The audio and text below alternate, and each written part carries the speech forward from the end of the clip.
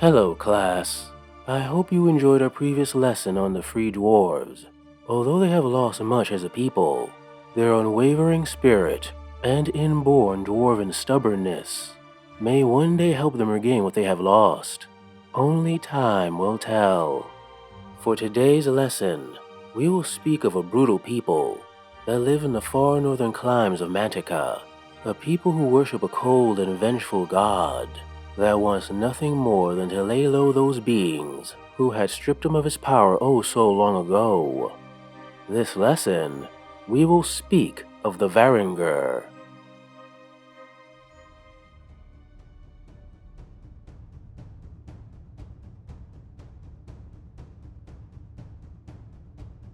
The origins of the Varangur, at least as we know them now, began in Panathor's Golden Age, an age known as the Time of Light, when the Celestians, entities of great power and even greater wisdom, arrived on our world, and with their magic, performed miracles that drastically improved the lives of the mortal races. So great were these miracles that many mortals turned away from those they had previously worshipped, a state of affairs that became a problem for beings that depended on the faith of mortals to survive, beings known as gods. One god in particular took great umbrage at the actions of these Celestians, Corgan, god of the wind. Although not a god known to care much about mortals, he also knew that their lack of faith and attention weakened him. And, in order to prevent himself from weakening further, he ordered his most faithful followers, a warlike people known as the Varangur, to fight campaigns against all who would worship what he viewed as upstart godlings.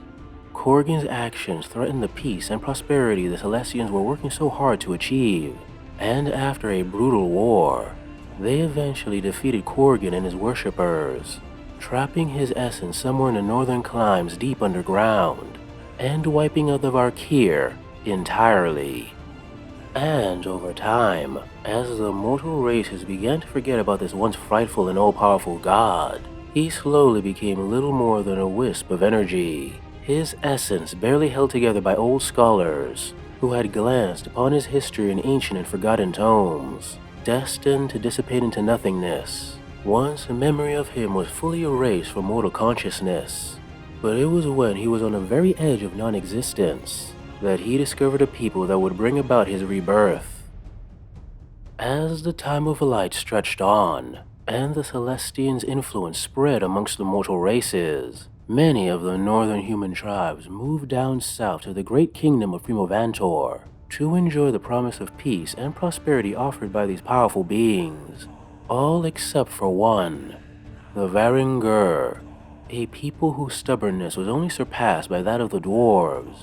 And even then, it was a close thing. The Varangur refused to give up their old way of life, and looked upon the Celestians with suspicion, untrusting of beings who gave so freely for so little.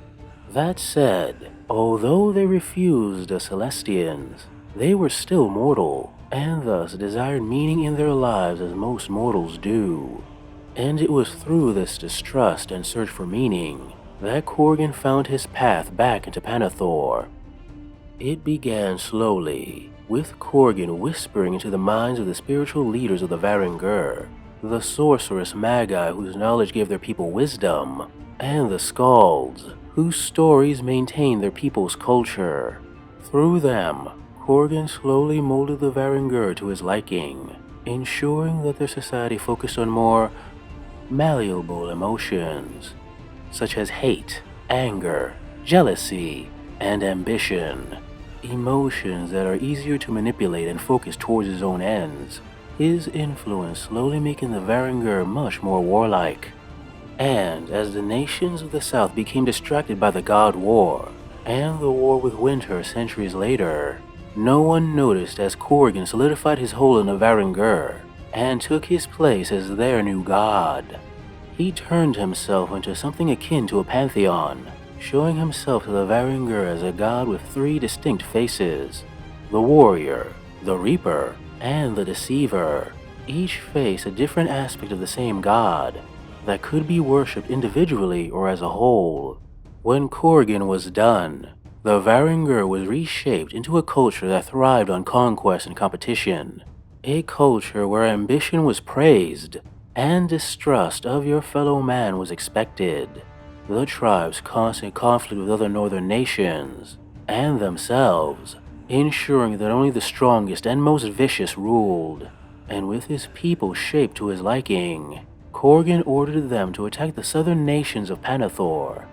By land and by sea, the Varangur traveled south to raid the fringes of every great empire. Empires too distracted dealing with the Wicked One Winter to give them their full attention. And as they wreaked havoc, the clans thrived, and with their successes, Corgan swelled with power. After decades of these brutal raids, the High Consul of Primovantor finally ordered a great fleet to sail north and crush the Varangur once and for all. And perhaps this grand crusade would have succeeded if the launch of this fleet didn't coincide with the end of the war with Winter and the flood that overtook much of the world. The fleet was never seen again, and the retribution it promised would never come about. Despite this stroke of luck, things did not go well for Corgan. The effects of the flood at the end of the war with Winter and the new world that came after, with its new half-gods and rivalries, brought feelings of unease amongst the people of the Varangur. As the clan's faith faltered, courage and confidence was replaced with fear and uncertainty, which weakened Corgan's grip on his people. The god could not allow this to continue. His mortal followers had to be absolute in their belief, purpose, and more importantly, worship. If he did not find a way to solidify his hold on them, he might eventually lose them entirely. The opportunity to overcome this hurdle came over a decade ago, during the War with the Abyss, a time when the Abyssal host aimed to finally subjugate the various lands of Panathor. Corgan ordered every able-bodied Varangur warrior to cross the frozen sea and carve a bloody swath through Ogre lands to reach the fiery peaks that ring the infernal scar known as the Abyss. And there, driven by the will of their god, the fanatical clansmen fought the forces of the Wicked Ones and pushed them right back into the fiery pit that is their hellish home, only retreating when the waters from the Green Lady's desperate gambit to end the war flooded the Abyss. The survivors marched home, claiming victory over all of the new gods, whether shining or wicked, and declared Corgan the only true god worthy of worship, spreading this message to all who would listen, and naming that moment when they alone pushed back the demons of the Abyss as the Reckoning, a moment of pride that Corgan uses to reinforce his hold on his people and gain new followers who wish to worship this all-powerful god. The Varangur of today live primarily far north of the Abyss, living as nomadic clans in a transient domain, stretching as far north as the Mountain of Drakes, and ending all the way south into the Mammoth Steppes, clans whose numbers wax and wane due to internal conflicts and wanderlust.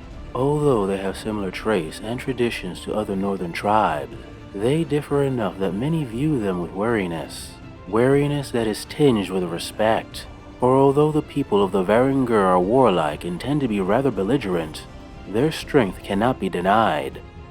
Within the armies of the Varangur, you would find many of the differing types of warriors you would find in any other northern army. Clansmen formed of multitudes of men and women, armed with an array of weaponry, whose extreme resilience and hardiness due to their cold and brutal lifestyle makes them tough opponents. Clan horse raiders who excel at harrying supply trains and enemy outposts, their hit-and-run maneuvers distracting the enemy, while their clansmen go in for the kill, as well as Frostfangs, called Dire Fangs by the Varangur, who make deadly mounts for anyone brave enough to try to capture and train them. But there are other warriors unique to the Varangur that exemplify their way of war. Donning black war paint and foregoing all armor, Night Raiders move in complete silence as they stalk their prey, only revealing themselves when they are ready to unleash a barrage of axes and arrows. The Bloodsworn are those clansmen who have chosen to make a blood sacrifice to Corgan in exchange for unnatural strength and resilience. donning heavy armor and weaponry that make them a solid, immovable core in any Varangur army. Many of these Bloodsworn wear the mask of the Reaper, a symbolic link to that aspect of their god that increases their strength as well as their bloodlust. But a few, known as Reavers, don't have the strength of will to contain this bloodlust. Their minds are torn asunder, and they enter an extreme state of psychosis, becoming little more than wild and savage beasts that must simply be pointed at the enemy. And then there are the sons of Corgan, those favored by the god who answer directly to him. Many have strange and powerful gifts bestowed upon them, gifts that can just as easily be taken away if they ever gain their god's displeasure. Like the Northern Alliance, the Varangur also have dealings with snow trolls and frost giants. Although these few are of a different temperament than those that are allied to Talorann's armies, these tend to be the more brutal of their kind, who favor the Varangur method of war. It is well known that Corgan despises dragons, a hatred that is said to originate from well before the time of light. If a dragon is unfortunate enough to be captured by his armies, it is tortured until its mind is broken, and its body becomes a twisted and deformed version of itself, a creature known as a Jabberwocky. Stripped of their freedoms and bound to Corgan's malicious will, they unleash their wrath on his enemies, while they themselves are racked with never-ending madness and pain. To the Varangur, not even death is a release from their obligations to their god, for it is believed that it is the destiny of all Varangur to die in battle, bathed in blood and glory as they murder in Corgan's name. With their death, their spirits will travel to the afterlife, to stand next to their god in his eternal war chamber. But to achieve this end, they must ensure that they die with a weapon in their hand. Those who fall disarmed are disgraced, their bodies buried in shallow graves instead of being set free on funeral pyres. Cursed, their spirits wander the frozen land until they meet the great deceiver, who shepherds them back into their broken bodies and forces them to rise once more, giving these undeserving souls, known as Draugr, one final chance to atone for their failure in the form of a shambling, desperate zombie. But unworthy humans aren't the only ones to rise once again in Corgan's service. Recently, Corgan had ordered his people to capture several gargoyles and bring them to the ancient tomb of his former followers, the Varkir. Using horrendous sanguinary rituals, he was able to infuse the essence of regeneration from the gargoyles into the ancient dead, granting them life once again. These fallen are now some of Corgan's deadliest warriors, their hefty glaives the last thing most of their enemies see before they die. Those born gifted with magic amongst the Varangur are not initially treated any different from their fellows. Like any amongst their people, they must first prove themselves in battle to be worthy of any form of respect. Those who survive such trials by combat are soon transformed by their god, melding with their deity, and becoming a magus, the voice of Corgan. Although whether this melding implies a simple understanding of their god's will, or something much more intrusive, is unknown. Not every magus is born strong in magic, but even those weaker in power can still be useful to Corgan. 3 can be chosen to form a magus conclave, each one channeling a different aspect of Corgan's will, and together unleashing powerful bolts of explosive energy over vast distances. And leading these forces in any particular clan are the chieftains, great warriors who through strength of arm and the crushing of their rivals prove themselves worthy and are blessed with power by their god.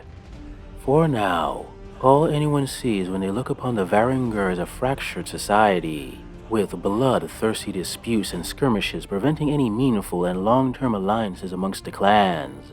But the wisest know that these so-called shattered clans are a whisper from their god away from unleashing another reckoning on the nations of Mantica, and no force, no matter their allegiance, may be able to stop them.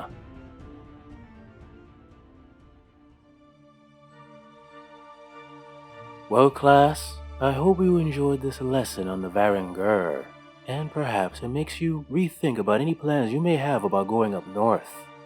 As for the next lesson, that is still up in the air.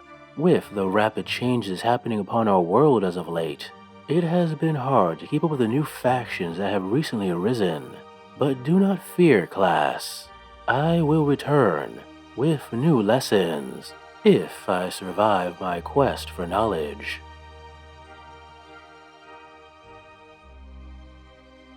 Hey guys, I hope you enjoyed this video on the Varangur, the Viking-inspired brutal warriors of the north of Panathor in the Kings of War universe. If you like it, please like, subscribe, comment, press the little bell so you know where I post, etc, etc. That's a bell on my phone, which I forgot to turn off, but it's fine. Etc, etc, so that you know whenever I post and it looks good for the algorithm gods. If you really like it though, and you have the cash and you're inclined, please consider sending a little my way to my Patreon or my Ko-fi account. Coffee account. One of those accounts. The extra money gives us a chance to work on these stories I love. Anyway, thanks for listening/watching, and see you next time.